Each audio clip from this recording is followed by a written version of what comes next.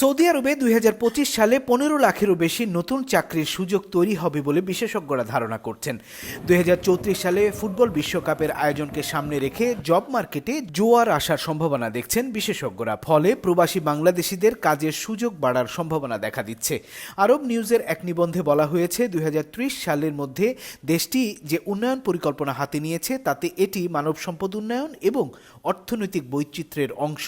নতুন নতুন চাকরির সুযোগ তৈরি হচ্ছে মূলত স্বাস্থ্য, নির্মাণ, পর্যটন, প্রযুক্তি ও পরিবহন খাতে।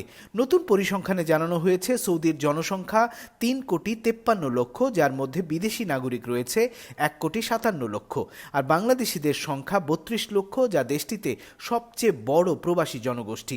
ফলে দেশটিতে সামগ্রিকভাবে চাকরির সুযোগ তৈরি হলে সুযোগ তৈরি হয় বাংলাদেশিদের জন্য। এখন বলা হচ্ছে, নির্মাণ, পরিষেবা এবং পরিবহন খাতে বাংলাদেশিদের চাকরির সুযোগ বাড়ছে।